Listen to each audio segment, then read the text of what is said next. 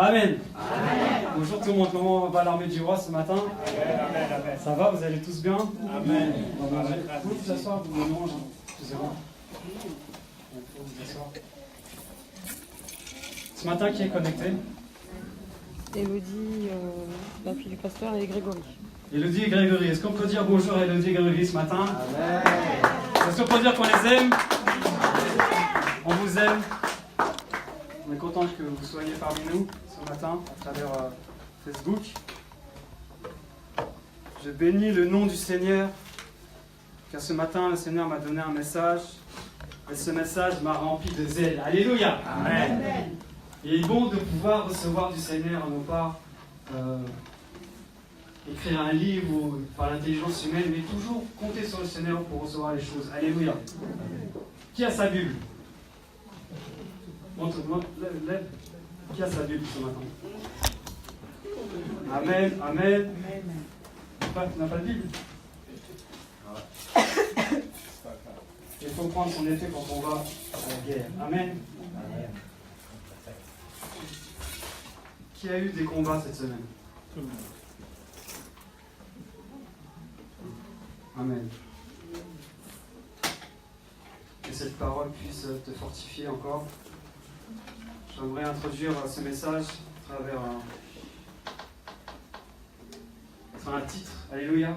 Lève-toi, combat, garde la foi. Alléluia. Amen. Lève-toi, combat et garde la foi. Amen. Alléluia. Amen. Car je vais te choquer ce matin.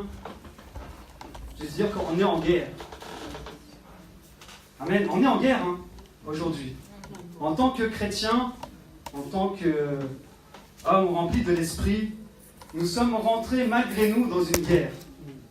Une guerre que que tu es conscient ou inconscient, que tu veux combattre ou tu ne veux pas combattre, la guerre est là. Amen. Donc tu ne peux rien y faire. La guerre est là. La guerre elle a commencé le jour où tu as donné ta vie à Jésus. Amen. Amen. Le jour où tu as donné ta vie à Jésus, il y a un ennemi qui s'est levé contre nous. Il s'est levé. Pourquoi il s'est levé à notre conversion? Parce que cet ennemi que je vais vous parler ce matin, il était comme un serpent camouflé. Parce que c'était le maître du camouflage. C'est-à-dire qu'on était sous son joug, on était sous son influence, sous son pouvoir, mais on n'était pas conscient de cela. Il nous manipulait. Et lorsque, comme a dit le frère mardi, lorsque tu donnes ta vie à Jésus, dans Colossiens 1, il est dit quoi? Que tu passes des ténèbres, et le fait que tu passes des ténèbres à son admirable lumière. Alléluia. Amen. C'est-à-dire que la vraie conversion, lorsque tu donnes ta vie au Seigneur Jésus, tu es conscient que tu étais dans les ténèbres, et à travers la conversion, il t'a pris ton corps entier, corps, âme et esprit, il t'a transporté dans la lumière. Alléluia. Amen. Et lorsqu'on arrive dans la lumière, j'ai l'habitude de dire que lorsqu'on rentre dans une pièce qui fait noir, lorsqu'on allume la lumière, on voit clair. Alléluia. Si on est dans une pièce le matin, parce qu'on ne veut pas réveiller madame, on ne veut pas réveiller les enfants, c'est dangereux pour nos pieds. Parce qu'on ne voit pas grand-chose. Donc on y va à tâtons. Voilà l'image de l'homme qui n'a pas Dieu dans sa vie. Il avance dans sa vie, il va à tâtons. Il est dans les ténèbres, il ne sait pas où il va. Amen. Alors que celui qui est éclairé va savoir où il va. Amen. Amen. Et lors de la conversion, justement, cette lumière que nous sommes dans le monde spirituel est combattue. Qui dit combat, dit guerre. Amen. Amen. Qui dit guerre, dit combat. Qui dit combat, dit guerre. Je veux bien insister là-dessus, sur le combat. Amen. Amen. Parce que nous devons combattre. Nous devons combattre. Et nous ne connaissons pas les desseins de cet ennemi. Lorsque nous étions dans les ténèbres, nous ne savons pas qu'il était en train de nous manipuler. C'est pour cela que la Bible nous dit, Paul nous enseigne que le monde entier est sous la domination de Satan, sous le pouvoir du malin. La domination et le pouvoir du malin. C'est-à-dire que malgré nous, nous étions conduits par l'ennemi. Nous étions conduits par Satan à faire des choses aujourd'hui, comme la Bible dit, on pourrait rougir de ce qu'on faisait avant. Parce qu'on était manipulés. Amen. Amen. C'est pour cela que Jésus-Christ est venu. Nous avons beaucoup partagé dans cette assemblée le combat contre la chair. Amen. Le combat contre le monde. Amen. Mais sachez que dans le combat de l'ennemi, il y a, j'appelle ça comme une trilogie. Il y a le monde, il y a la chair, mais il y a aussi Satan. Il y a aussi notre ennemi. Et si on regarde bien cette trilogie, Satan utilise ces deux choses pour nous faire tomber. Il utilise le monde, il utilise notre chair pour pouvoir nous manipuler. Amen. Mais si on prend conscience que celui qui nous manipule ne peut plus le faire, amen, il ne pourra plus utiliser notre chair, il ne pourra plus utiliser le monde pour nous séduire. Amen. Donc c'est pour ça qu'il faut combattre à la source. C'est comme chez nous, les pompiers, il y a la trilogie du feu. La trilogie du feu, c'est quoi? C'est que pour qu'il y ait un feu, il faut qu'il y ait du bois, il faut qu'il y ait une énergie d'activation, une étincelle, et un comburant qu'on appelle oxygène. Si vous enlevez un des trois, le feu ne peut plus se propager. Amen. Amen. Donc dans la trilogie de Satan, c'est pareil. Vous enlevez un des trois, vous les désarmez. Mais gloire au Seigneur Jésus, parce que lui nous a délivrés des trois. Amen. Alléluia. Amen. Amen. Il faut que tu sois conscient, pour pouvoir bien combattre, il faut déjà que tu sois conscient de cela. Est-ce que tu es conscient de cela ce matin? Amen. Amen. Alléluia. Donc d'où vient-il d'où vient-il? On va faire un petit rappel, parce qu'on a déjà vu cela, mais il est bien qu'on soit assis dans ces choses pour que nous puissions être enseignés. Amen. Amen. Parce que l'ennemi a aussi une autre arme, aussi l'ignorance. Si tu ne sais pas, il peut te manipuler comme il veut. C'est pour ça qu'on vous dit tout le temps, lisez la Bible, prenez votre Bible partout, lisez, méditez la parole de Dieu. Amen. Amen. Parce que sinon, l'ennemi va vous manipuler. Lui, il connaît très très bien la parole de Dieu. Il a vécu plus de temps avec Dieu que toi. Pourquoi? Parce que c'est Dieu qui a créé l'ennemi qui est aujourd'hui. C'est lui qui l'a créé. Mais au départ, ce n'était pas l'ennemi de Dieu. Au départ, c'était un ange de lumière qu'on appelait Lucifer. Et dans le ciel, il avait un job qu'il fait encore très très bien. Il était celui qui conduisait la louange et l'adoration devant le trône de Dieu. On nous dit, dans Ézéchiel 14, pour ceux qui veulent encore lire la parole cette semaine, dans Ézéchiel 14, il nous dit qu'il était un ange couvert de diadèmes. C'était l'ange le plus beau, l'archange le plus magnifique. Et de par sa beauté, de par son influence, de par sa position à côté du Seigneur, du Dieu Tout-Puissant, il s'en est enorgueilli. Et qu'est-ce qu'il a voulu faire? Il a voulu prendre sa place. Par sa beauté, il était tellement ébloui d'être aussi beau qu'il a voulu prendre la place de Dieu. Mais mes amis, n'en prend pas la place de Dieu. Amen. Alléluia. Personne ne peut prendre la place du Créateur. Qui est le créateur du créateur? C'est le créateur lui-même. Qu'est-ce que la créature veut prendre une position sur le créateur? C'est impossible. C'est impossible. Alléluia. Amen. Donc il s'est rebellé, il a eu pour conséquence la damnation éternelle. Il a été jeté du royaume des cieux. Amen. Il a été précipité sur la terre. Mais il n'est pas venu tout seul sur la terre. Il est venu parce que comme c'est un ange séducteur, il a séduit aussi les anges là-haut. Et la Bible nous dit qu'un tiers des anges qui ont été créés par Dieu là-haut ont suivi Lucifer, ont suivi l'ange de lumière sur la terre. Alléluia. Amen. Et c'est pour ça Lucifer, quand il est arrivé sur la terre, ne s'appelait plus ange de lumière, mais ange des ténèbres. Le menteur, le manipulateur, l'accusateur, le diable, le léviathan. Il y a plein de noms de l'ennemi dans la Bible. Chaque nom révèle une de ses caractéristiques. On l'appelle le serpent aussi. Donc chaque nom du diable dans la Bible révèle une de ses valeurs, un de ses attributs. Donc si tu veux vraiment voir comment il se mouvoir sur la terre, comment il opère, il faut déjà méditer sur les noms que Dieu lui a donnés. Amen. Et donc, à sa chute, c'est lui qui était, comme on dit dans Genèse 2, il y avait des ténèbres sur toute la terre. Il y avait des ténèbres sur toute la surface de la terre. Tout était sans dessus-dessous. Pourquoi? Parce que Satan régnait sur la terre. Il règne sur la terre. Et Dieu a créé l'homme et l'a mis dans le jardin d'Éden pour montrer à Satan que sa créature et tout son amour qu'il avait pour sa créature. Et toute personne qui est orgueilleuse porte des fruits mauvais, la jalousie, l'envie, toutes ces choses-là. Donc Satan, sa principale occupation, c'était de faire de chuter l'homme. Parce qu'il savait que si l'homme se prenait pour Dieu, c'est alors que Dieu va le rejeter et serait dans la même position, il pourra dominer sur lui. Est-ce que vous me suivez? Amen. Vous me suivez jusque-là? C'est un rappel, vous savez ces choses. Amen. Mais il est bon de se rappeler ces choses pour que nous puissions bien combattre. Amen. Parce qu'il y a des combats dans nos vies qu'on fait qui sont inutiles. Et on se fatigue, parce que quand on combat, on se fatigue, hein, on laisse de l'énergie. Hein. Quand on travaille pour rien, et quand on est à la maison, on est fatigué, on est frustré. On ne voit pas le fruit de notre travail. Et c'est la même chose. Donc c'est bien de connaître ces choses. Amen. Donc aujourd'hui, alors que l'homme a chuté, l'homme est sous la domination de Satan sur la terre. Sur toute la surface de la terre. Amen. Amen. Et dans sa manière de régner, il est très hiérarchisé. C'est comme une armée, hein. On appelle l'armée des ténèbres. C'est très hiérarchisé. C'est-à-dire qu'il y a un chef, des sous-chefs et encore des sous-chefs, et qui dominent les nations, qui dominent les pays, qui dominent les villes. Alléluia. Amen. Nous allons prendre Éphésiens chapitre 6 ensemble.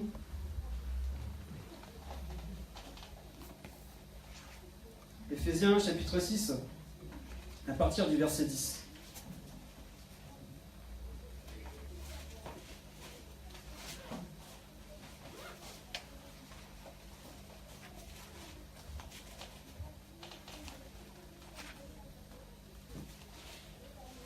Verset 10. Au reste, fortifiez-vous dans le Seigneur et par sa force toute puissante. Revêtez-vous de toutes les armes de Dieu afin de pouvoir tenir ferme contre les ruses du diable. Encore un attribut du diable. Il est rusé. Il est rusé. Personne qui est rusé, met des pièges pour attraper. Amen. Car nous n'avons pas à lutter contre la chair et le sang. Et ça, on a partagé cela la dernière fois. On se trompe de combat. Lorsqu'on en veut à une personne et qu'on commence à avoir de l'amertume contre la personne, comme on l'a dit faire tout à l'heure, tu ne pardonnes pas parce qu'une personne t'a fait du mal, c'est là que tu es sous la domination de Satan. Ta vie est bloquée. Parce que tu ne pardonnes pas. Il utilise la chair pour te bloquer. Mais si tu comprends que on n'a pas à lutter contre les gens, j'ai pas à lutter contre les gens, j'ai pas à lutter contre mes frères et sœurs ici, j'ai à lutter contre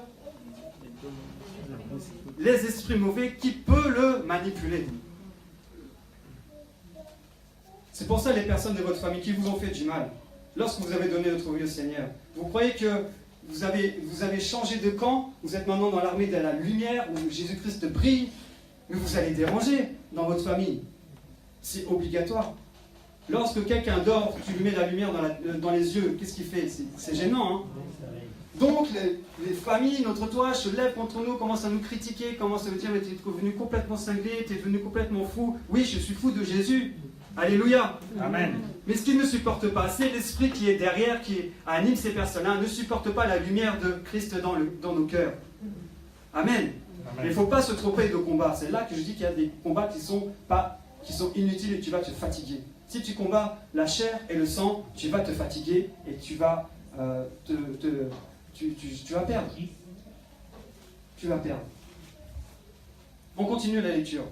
Nous n'avons pas à lutter contre la chair et le sang, au verset 12, mais contre les dominations, les autorités, les princes de ce monde des ténèbres, contre les esprits méchants dans les lieux célestes. Donc vous voyez le royaume où Satan est celui qui règne, qui est le roi de ce siècle, a sous ses ordres toutes ses dominations, toutes ses autorités, tous ses esprits méchants, dans un seul but, dans plusieurs buts, pardon.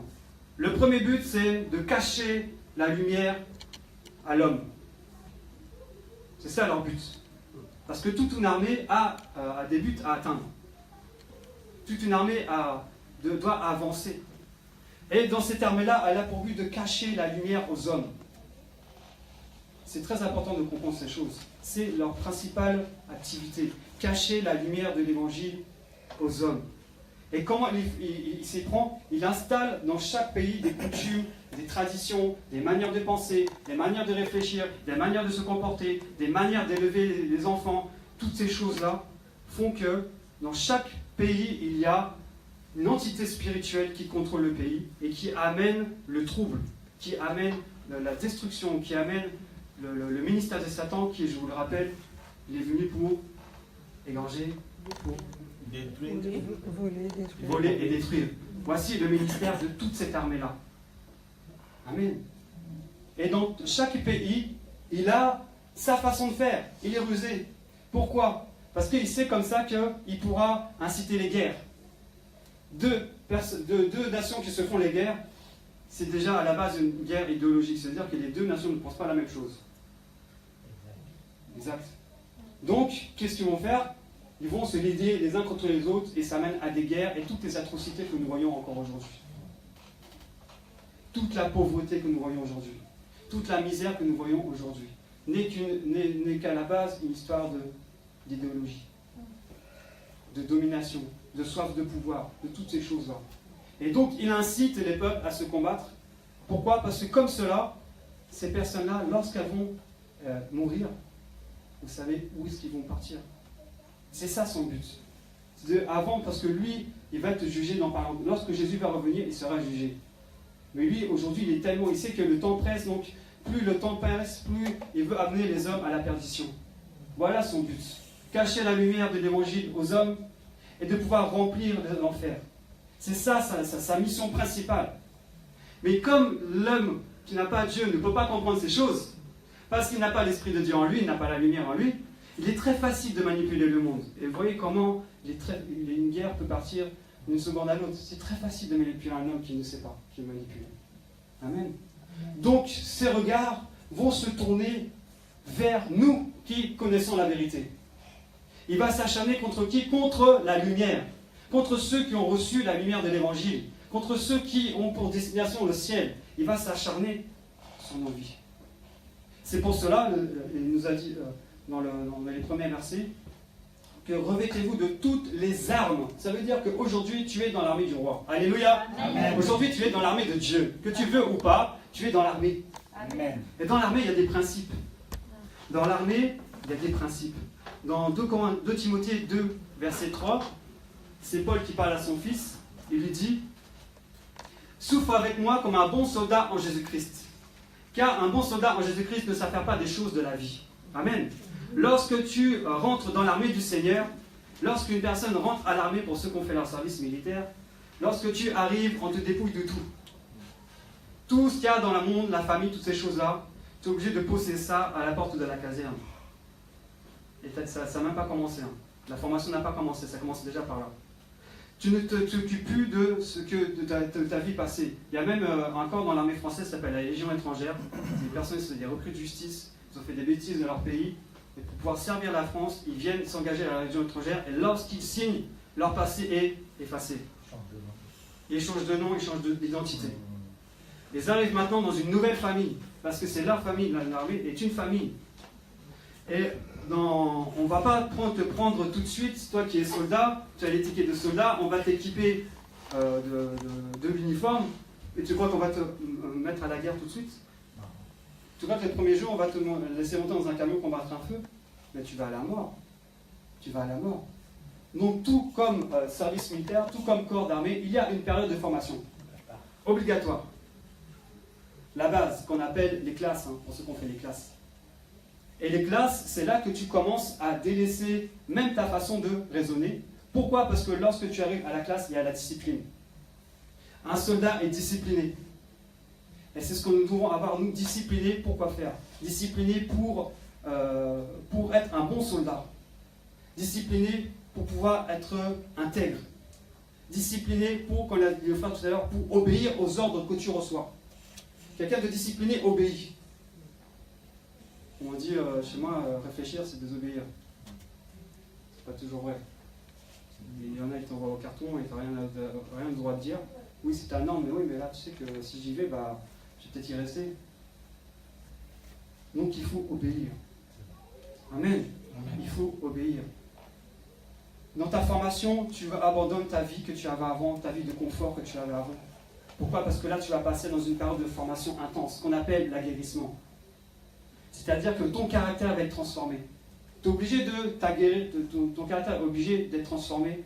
Pourquoi? Parce que lorsque tu seras en guerre, lorsque tu seras sur le champ de bataille, il ne faut pas que tu paniques. Il ne faut pas que tu angoisses. Il ne faut pas que tu aies peur. Toutes ces choses-là, il faut le travailler avant l'aguerrissement. L'aguerrissement, c'est quoi? C'est une période où tu vas souffrir, où on va pousser tes limites pour déjà que tu puisses te connaître toi. que quand on est dans une zone de confort, on reste là où on est, mais on ne se connaît pas réellement. Le caractère d'un homme se révèle lorsqu'il est poussé à bout. Lorsqu'il est très fatigué, lorsque physiquement il n'en peut plus, c'est là qu'il sent des forces se renouveler ou un courage arriver. Et les gens apprennent à se connaître en faisant des longues marches, en faisant des longs raids, en faisant vraiment des choses très dures. C'est là que tu vois vraiment le caractère qui ressort. Et à travers ces souffrances, c'est pour ça que Paul disait à Timothée, souffre avec moi. Pourquoi? Parce que dans la souffrance, il y a la formation. Quand on dit entraînement difficile, guerre facile. Entraînement difficile, match facile.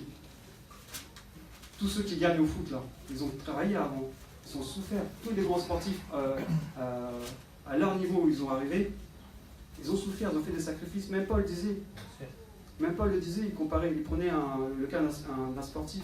Un sportif, pour arriver à ce niveau-là, il faut qu'il s'abstienne de beaucoup de choses pour être performant et puissant. Vous voyez? Donc c'est cette période-là où quand tu arrives dans le Seigneur va commencer à te faire passer par des moments difficiles pour que tu apprennes à te connaître. Mais il est avec toi. Lorsqu'on est en formation, il y a des formateurs avec nous, qui nous boostent, qui nous encouragent, qui nous met la pression. Voilà le rôle du Seigneur dans tes premières années de vie chrétienne. Il faut que tu sois conscient de cela. Les troubles que tu connais, que tu as connus, ont servi à pouvoir forger ton caractère. Et c'est important de le savoir. À forger ton caractère pour la suite. Parce qu'il y a une suite avec le Seigneur. On évolue avec le Seigneur. Il y a un point de départ, un point d'arrivée. C'est une marche. Amen. Amen. Amen. Est-ce que vous me suivez jusque-là? Amen. Alléluia. Amen. Donc lorsque tu rentres dans l'armée, on te revêt d'un uniforme. Comme le Seigneur, quand tu arrives dans le royaume pourvoit à tous tes besoins. Tu n'as pas besoin d'aller acheter ton uniforme au champ. Non, le Seigneur, lorsque tu rencontres le Seigneur t'habille de ses vêtements. C'est pour cela, Paul disait, revêtez-vous de Christ. Revêtez-vous des sentiments qui sont en Christ. Ça, c'est ton uniforme. Amen. Amen. Et là, à travers ce passage que nous venons de lire, il donne aussi les armes, toutes puissantes. Quelle nation envoie son armée en guerre sans armes? Il va dire à son armée, va t'acheter des armes. On va voler des armes, c'est les milices. C'est les milices. C'est pas un gouvernement qui agit de la sorte. Parce qu'ils savent très bien qu'ils vont en carton. Vous voyez? Donc, c'est la responsabilité du Seigneur de te donner ces armes-là. Et on va voir quelles armes il nous donne. En parlant des armes, on va prendre 2 Corinthiens, chapitre 10, pour entrer en profondeur dans la parole. Est-ce que tu aimes la parole? Amen. J'ai pas entendu. Est-ce que tu aimes la parole? Amen. Alléluia. Amen. Sois un bon soldat en Jésus-Christ. Amen. 2 Corinthiens, chapitre 10, au verset 3.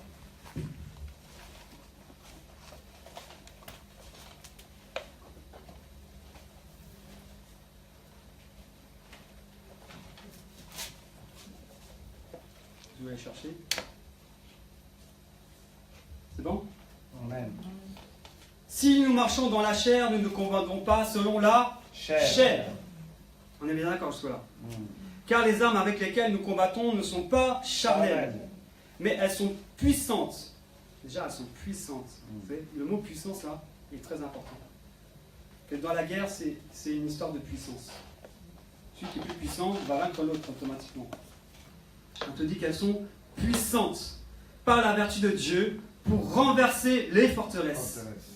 Nous renversons les raisonnements et toute hauteur qui s'élève contre la connaissance de Dieu et nous amenons toute pensée captive à l'obéissance du Christ. Amen. Amen. Donc ces armes te sont données pour renverser tous les raisonnements, toutes les connaissances qui ne glorifient pas Dieu. Qui ne glorifient pas Dieu. Et le monde des ténèbres, lui, ce qu'il veut, c'est ne pas que tu écoutes ce message, que tu ne veux pas que tu écoutes le message de l'Évangile. Pourquoi? Parce que le message de l'Évangile libère, casse les chaînes, il libère l'homme de sa servitude, il libère l'homme de son ignorance, et il libère l'homme de son esclavage. Amen. Amen. C'est pour cela qu'il se donne tant de mal de cacher la vérité. Un autre exemple dans la Bible, dans le livre de Daniel. Daniel, vous connaissez le jeûne de Daniel. Tout le monde connaît le jeûne de Daniel. Il a jeûné combien de jours? 21 jours. Lorsqu'il a commencé, la Bible nous dit, lorsqu'il a commencé à prier, un ange qui est venu du ciel a commencé à partir le rejoindre. Il priait pourquoi? Parce qu'il était tombé sur les rouleaux de la parole de Dieu, Daniel, alors que tout le peuple d'Israël était en captivité. Il est tombé sur le rouleau de la parole. Il a voulu que cette parole s'accomplisse, que cette promesse s'accomplisse. Donc il s'est dit, poussé par l'Esprit, il a jeûné, il a voulu avoir la révélation de cette parole pour connaître la fin des temps. Et un ange lui a été envoyé. Et la première chose que l'ange a trouvée sur son chemin, c'était l'ange de domination de Perse, qui est un démon territorial. Et il y a eu un combat dans le ciel pendant 21 jours. Il y a eu un combat pendant 21 jours. Pendant 21 jours, Daniel priait, non pas contre l'ange de Perse, pour pas qu'on se trompe aussi de combat, mais priait pour avoir la révélation de Dieu. Qu'est-ce qui s'est passé au bout de 21 jours? L'ange est arrivé devant Daniel et a présenté à Daniel le livre de l'Apocalypse. Parce que Daniel, dans l'Ancien Testament, c'est l'image de l'Apocalypse du Nouveau Testament. Tout concorde, tout est parfaitement coordonné. Amen. C'est le même message qu'il a reçu, le message de Jean dans l'Apocalypse. Il a reçu ce message, et ce message l'a éclairé, a fortifié, et lorsqu'il a été annoncé au peuple d'Israël, ça a été comme une délivrance. Amen. C'est pour ça que l'armée des ténèbres ne veut pas entendre ce message. Parce que ce message libère. Et s'il libère, lui, il ne peut plus rien faire. Il ne sera plus ton maître. Amen. Vous voyez vraiment sa ferveur, sa ténacité. Donc on doit être aussi comme cela, fervent et tenace dans la parole de Dieu. Amen. Amen. Souffre avec moi comme un bon soldat en Jésus-Christ. Alors que vous voyez, les armes à quelles combattons maintenant, elles sont spirituelles.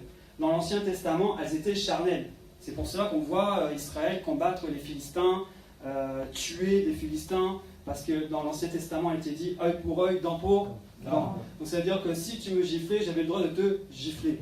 Donc si le peuple d'Israël était attaqué, il avait le droit de répondre. Et était conduit par l'Éternel des armées. Amen. Amen. C'est lui le chef de l'armée.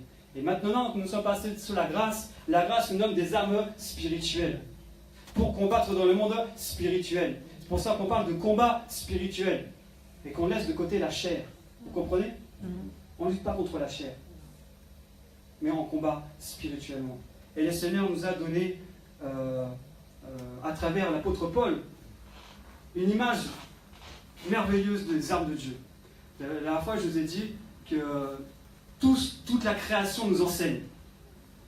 Lorsque vous regardez quelque chose, vous regardez une plante, le Seigneur peut vous enseigner Dieu à travers une plante. Amen. Lorsque vous êtes connecté, vous aimez la parole de Dieu, la révélation de Dieu, quoi que vous fassiez, vous regardez vos enfants, vous voyez Dieu dans vos enfants. Vous regardez une voiture, vous voyez Dieu dans la voiture. Vous regardez l'église, vous voyez Dieu dans l'église. Amen. Tout est bon pour l'enseignement. Et donc, Paul, qui est un grand enseignant, lui, avait trouvé des armes spirituelles à travers l'uniforme romain. Vous voyez l'uniforme romain? Tout le monde a lu Astérix et Obélix? Bon, vous voyez le casque qui ne tient pas longtemps devant eux, mais vous voyez comment ils sont habillés. Donc il a pris cette image du soldat romain pour nous enseigner les armes avec lesquelles nous devons combattre. C'est pour ça qu'il faut prendre les bonnes armes pour combattre, afin que tu ne puisses pas combattre en vain. Amen. Amen. Nous allons revenir à Éphésiens. Éphésiens 6. Ça va jusque-là? Vous me suivez? Amen. Amen. Amen, alléluia. Le feu du Seigneur soit dans ton cœur. Amen. Pour renverser les forteresses et les raisonnements qui sont captifs encore dans le nom de Jésus. Alléluia. Amen. Alléluia. Amen. Éphésiens chapitre 6, et nous allons lire à partir du verset 13. Il est dit: c'est pourquoi prenez toutes les armes de Dieu afin de pouvoir résister dans le mauvais jour. Là, le Seigneur nous dit qu'on aura aussi des mauvais jours, parce qu'il parle à des chrétiens là. Donc nous passons des mauvais jours. Et c'est pendant ces mauvais jours que les armes doivent être actives et pas passives.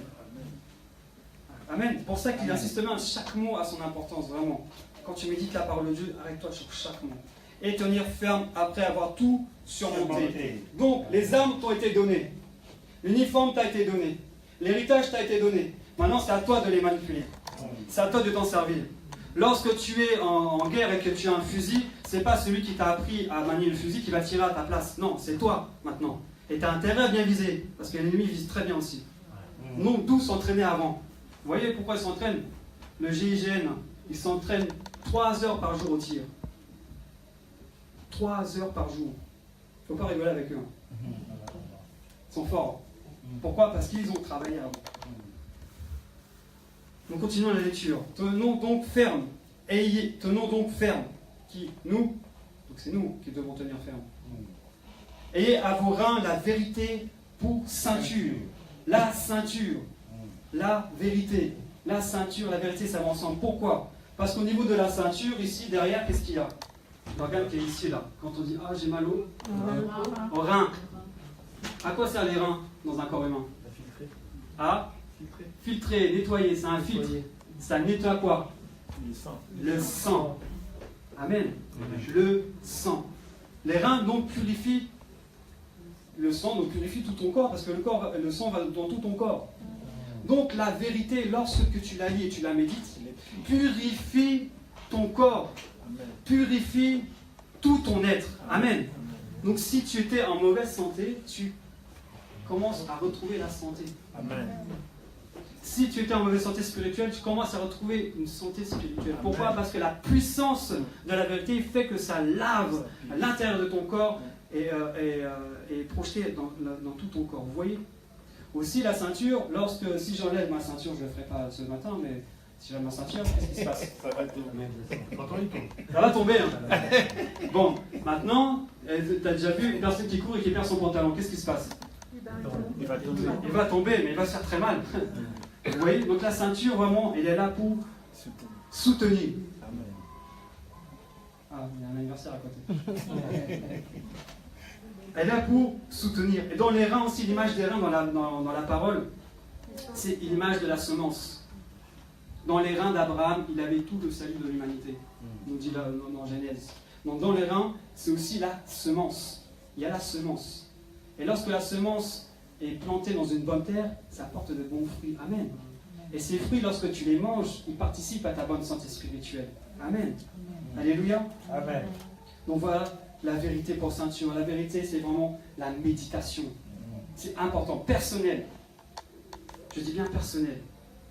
Parce qu'on ne peut pas faire une méditation en groupe si déjà à la maison on ne médite pas nous-mêmes. Ça ne sert à rien. Je ne suis pas là pour méditer la parole à votre place. Je suis là pour vous apporter la parole. Mais ce n'est pas moi qui vais aller à la maison pour vous dire il faut que tu médites. Non. Si tu veux que je le fasse, je vais le faire, mais je vais être dur avec toi. Hein, attention. Amen. Il faut vraiment méditer la parole de Dieu, que la vérité lave.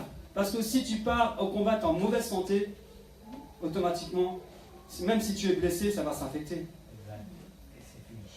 Et c'est fini. Ensuite, nous continuons notre lecture. Revêtez la cuirasse de la justice. La cuirasse, elle est à quel niveau? Au niveau du torse, on est d'accord? Au niveau du torse, ça protège quoi? Le cœur. Amen. La foi. Le cœur. La cuirasse protège le cœur. C'est en marchant dans la justice, en marchant dans l'intégrité, que tu gardes ton cœur. Le Seigneur nous dit, garde ton cœur plus que toute autre chose. Pourquoi? Parce que si ton cœur est touché, c'est tout ton être entier qui est affecté. Vous voyez? Donc là, le Seigneur met une cuirasse. En vivant dans l'intégrité, dans la sainteté, dans la sanctification, le Seigneur protège ton cœur. Amen. Et ça, c'est important. En gros, ça vient de dire que tu médites la parole de Dieu et après tu obéis. Et quand tu obéis, qu'est-ce qui se passe? Ton cœur est protégé. Amen. Le cœur, s'il est infecté, tu peux même avoir un sang qui est en bonne santé. Si le cœur ne propulse pas le sang, ça ne sert à rien. Vous voyez? Ensuite, on avance que le temps est avancé.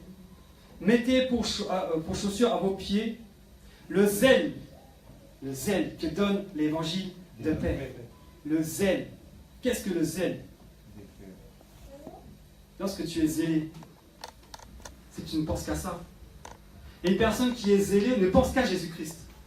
Une personne qui est zélée ne peut que plaire à Jésus-Christ. Sa première préoccupation, c'est de plaire au Maître. Amen. Amen. Et le zèle amène un feu.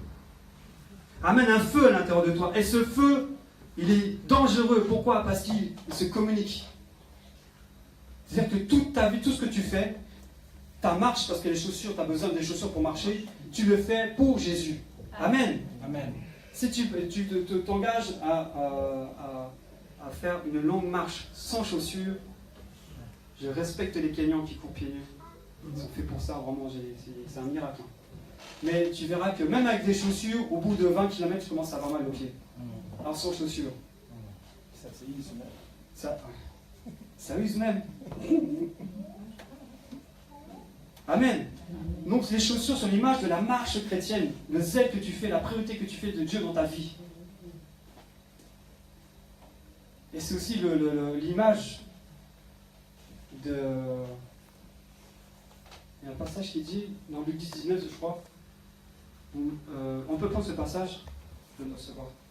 Luc 10, verset 19.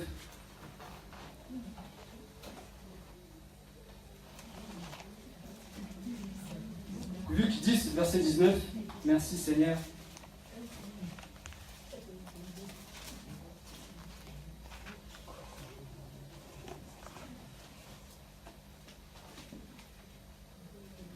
Voici, je vous ai donné le pouvoir de marcher sur les serpents, et sur les scorpions, et sur toute la puissance de l'ennemi, et rien ne pourra vous nuire. Alléluia. Amen. Lorsque tu rentres, tu marches dans le désert de la vie, lorsque les serpents et les scorpions vont venir t'atteindre, tu les écrases dans le nom de Jésus, parce qu'ils ne peuvent pas te mordre. Et même s'ils te mordent, tu as les chaussures.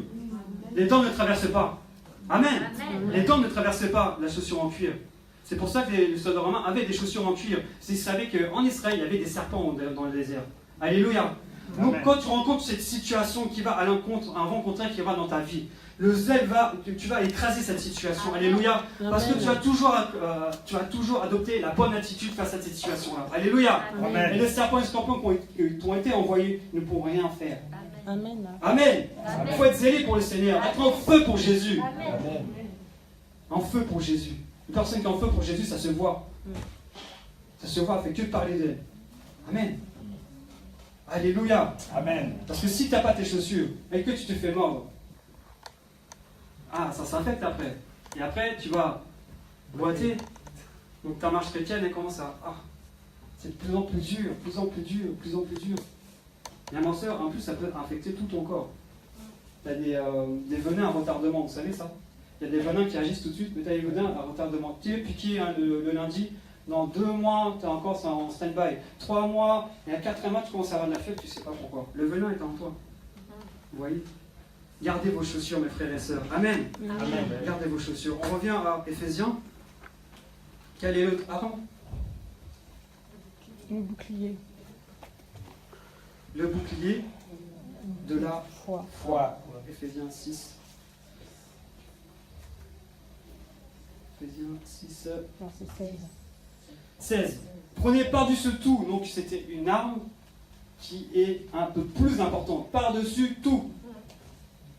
Toutes les armes sont importantes. Mais le couteau est moins puissant que le fusil.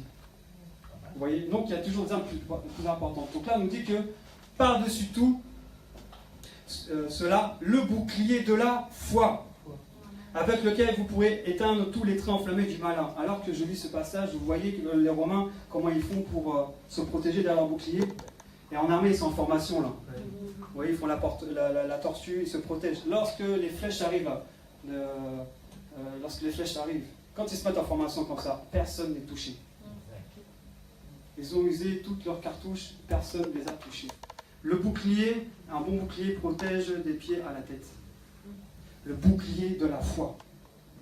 Le bouclier de la foi. C'est la première arme qu'on doit vraiment utiliser. C'est la première arme qui est en face de l'ennemi. Parce que le casque, les chaussures, tout ça c'est derrière, tout ça c'est le bouclier de la foi. Et la première motivation de l'ennemi, pour pouvoir toucher un chrétien, c'est lui enlever le bouclier. Parce que lorsque tu n'as plus de bouclier, tu es à la merci des flèches. Vous voyez? Et là, s'il n'y a pas de bouclier, c'est que tu as perdu la foi. Donc après, c'est très facile après pour l'ennemi de pouvoir te descendre. C'est pour cela, le père de la foi, on appelle ça comment? Et c'est le but de l'ennemi dans nos vies. La perte de la foi, c'est l'apostasie. Et l'apostasie, il y a 2 sortes d'apostasie. La première apostasie, c'est ceux qui étaient dans les églises zélés, qui sont repartis dans le monde. Il faut prier pour eux. Ils ne veulent plus entendre parler de l'église, ils ne veulent plus entendre parler de la parole. Mais il y a une deuxième sorte d'apostasie qui est très dangereuse, c'est que tu viens à l'église mais tu n'as plus la foi. Tu as perdu la foi. C'est pour ça qu'à l'église, à travers ces messages, vraiment que tu puisses reprendre ce bouclier et avancer. C'est pour ça maintenant, lorsque tu prends le bouclier, tu avances. Si tu as perdu ton bouclier ce matin, reprends-le et avance. Et combat. On est une armée, on est une famille. Dans une armée, quand nous on partait au feu, on était minimum 2. Le binôme indissociable, on nous dit. Hein. Indissociable. Quand on est dans le feu, on est 2. S'il y en a un qui tombe, l'autre le sort. Au combat, c'est pareil, ils sont 2. S'il y en a un qui tombe, l'autre le tire. Donc, chrétien solitaire, c'est pas biblique. Amen. Il faut qu'on se soutienne les uns et les autres. Amen. Il y a toujours aussi un gradé, le gradé va toujours devant. Pourquoi? Parce que le gradé, lui, il a plus d'expérience. Donc il peut conduire celui qui est derrière, à éviter des pièges, à éviter des... vous voyez? Donc celui qui est plus grand dans la foi, doit aider ceux qui sont plus faibles dans la foi, pour les mener dans une bonne direction. Amen. Et c'est en plus, lorsque tu t'occupes de personnes qui sont faibles dans la foi, l'ennemi va essayer de déstabiliser qui? Celui qui est fort. Parce que s'il fait tomber celui qui est fort, après le reste... Vous voyez ou pas? Pour ça, priez pour vos conducteurs. Amen. Priez pour vos conducteurs spirituels. Beaucoup les critiquent, et ça c'est une gangrène dans l'église, beaucoup critiquent, on ne peut pas dire des hommes de Dieu, parce qu'on est tous des hommes de Dieu, mais les conducteurs, les anciens, et tous ceux qui ont la charge du troupeau. Il faut beaucoup prier pour eux, parce qu'ils sont dans le viseur de l'ennemi. Amen. Elle a moindre erreur,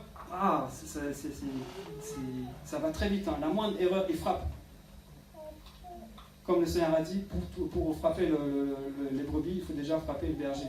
Qui a plus de berger, les brebis, après tu peux aller les manger à ta guise, quand tu veux. Elles sont perdues, donc vous voyez. Donc le bouclier de la foi. Le bouclier de la foi aussi, la foi se démontre par des œuvres. Donc quand tu avances, tu fais des œuvres, tu poses des œuvres de foi. Tu avances, tu sais que c'est dangereux, tu sais que c'est dangereux et que tu peux être blessé. Mais tu sais qu'avec le bouclier de la foi, le Seigneur te protège. Même si tu prends des coups, Satan n'en tirera pas. Tu vas être blessé, tu te retires, tu te reposes, tu reprends des forces et tu repars. Mais en aucun cas, il peut te tuer. Alléluia. Est-ce que tu es conscient de cela? L'avant-dernière, c'est le casque du salut. Prenez aussi le casque du salut. Le casque, il est où? Sur la tête. Amen. C'est et l'assurance que tu es sauvé, et l'assurance que après cette vie-là, tu vas vivre avec Jésus-Christ. Et l'assurance que malgré les souffrances du temps présent, tu vas vivre dans la gloire éternelle. Alléluia. C'est ça le casque du salut, c'est les pensées de foi que tu as dans ta tête. Ce sont tes pensées. Amen. Il faut cultiver la pensée du royaume. Le Seigneur nous donne de l'espérance, même si tout va mal, nous savons qu'il viendra nous chercher quand même. Amen. Même si nous passons par des tribulations, nous savons qu'il est au contrôle. Amen. Et que les tentations dans lesquelles nous vivons aujourd'hui, nous sommes capables, comme l'a dit le frère tout à l'heure, de les supporter. Il n'y a rien que ce qui t'arrive dans ta vie que tu ne peux pas supporter. Tu sais ça. Dieu ne permettra pas de te donner des épreuves au-delà de tes forces. Job, c'était très très dur pour lui. Il a perdu ses enfants, ses chameaux, ses maisons, sa femme qui voulait qu'il maudisse Dieu. Mais à la fin, il a vu la gloire de Dieu, non?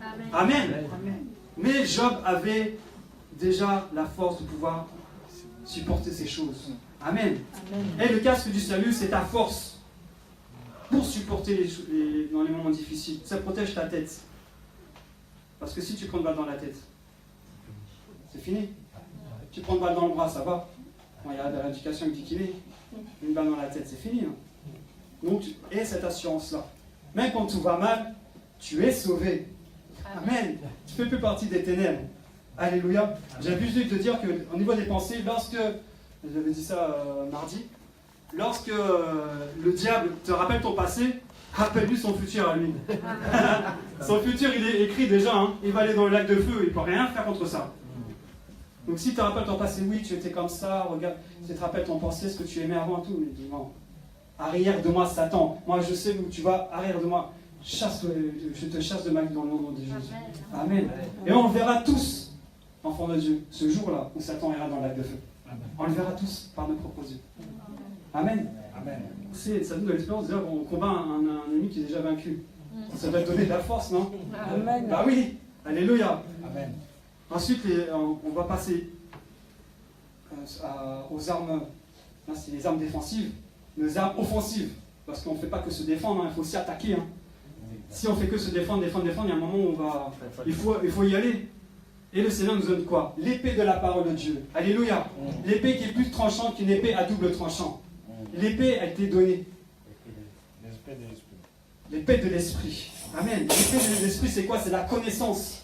La connaissance de la parole de Dieu. Parce que son peuple périt par manque de connaissance. Donc si tu ne connais pas la Bible, comment tu vas attaquer l'ennemi? Jésus, quand il était dans le désert, il a été attaqué par l'ennemi. Comment il s'est défendu? À travers la parole de Dieu, la parole de vérité. Donc il faut la connaître. Si Jésus n'avait pas connu la parole, comment il aurait eu du répondant?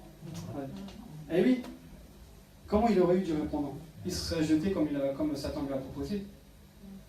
Mais il a dit non, tu ne tenteras pas ton Dieu. En disant que c'est moi ton Dieu en fait. Tu ne tenteras pas parce que c'est moi ton Dieu. Alléluia. Amen. Alléluia. On remet les choses dans son contexte. Le Dieu de Satan, c'est l'Éternel des armées. Amen. Amen. Faut pas changer l'ordre. Et ensuite, il nous est dit, quand on continue notre lecture, faites en tout temps par l'Esprit toutes sortes de prières et de supplications. Voici les deux armes qui sont indissociables. Les deux armes que le Seigneur nous donne. Il y a l'étude de dire que la parole de Dieu, c'est la balle. Et la prière, c'est le pistolet. Amen. Amen.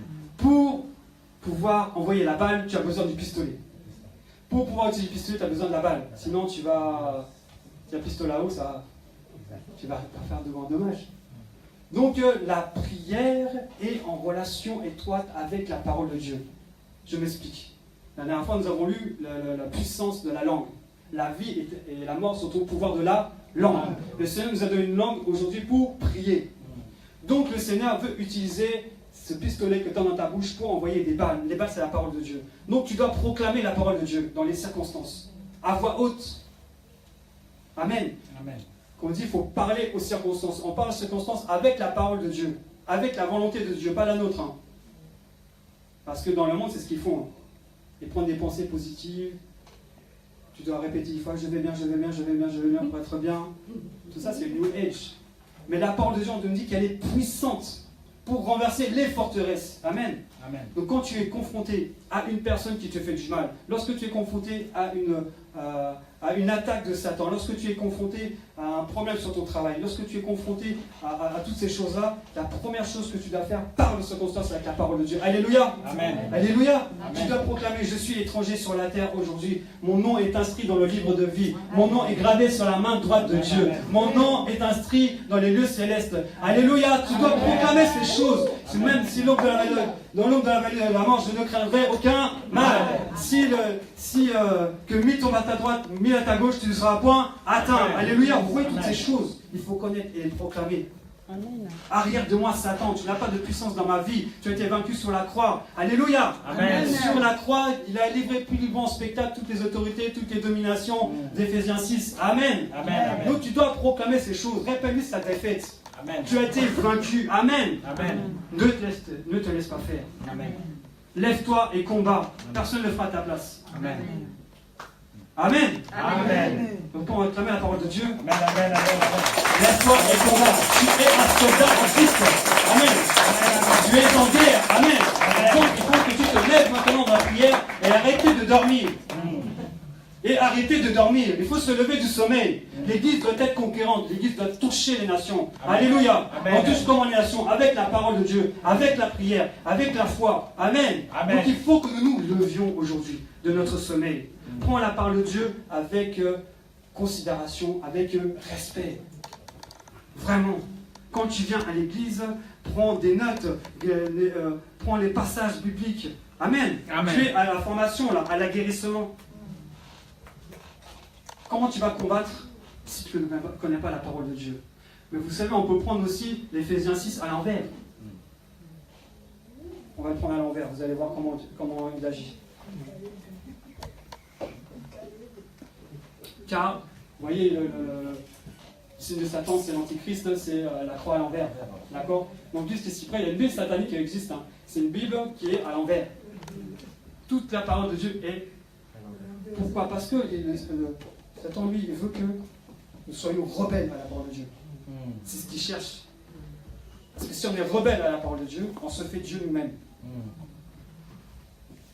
Vous voyez ce que je veux dire? Donc, en fin de compte, qu'est-ce qu'il va faire? Il va retourner la Bible. Et vous voyez que lorsque vous retournez la Bible, c'est ce qui se passe dehors. Pour ceux qui ne connaissent pas Christ. Vous voyez que je vous montre quelque chose?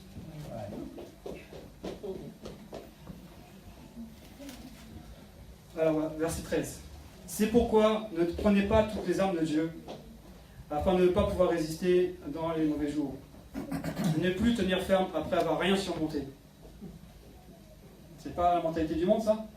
Quand il nous arrive quelque chose, on est ballot, on ne supporte plus rien, on se laisse... Ne t'aidons donc pas, ayez à vos reins le mensonge pour ceinture. Revêtez la cuirasse de la méchanceté. Mettez pour chaussure à vos pieds la paresse que donne la parole du monde. Prenez par-dessus tout le bouclier de l'apostasie, avec lequel vous ne pourrez rien éteindre. Et prenez aussi le casque de la condamnation et l'épée de l'esprit du mal, qui est la parole de mensonge. Ne faites pas en tout temps, par l'esprit, aucune prière, aucune supplication.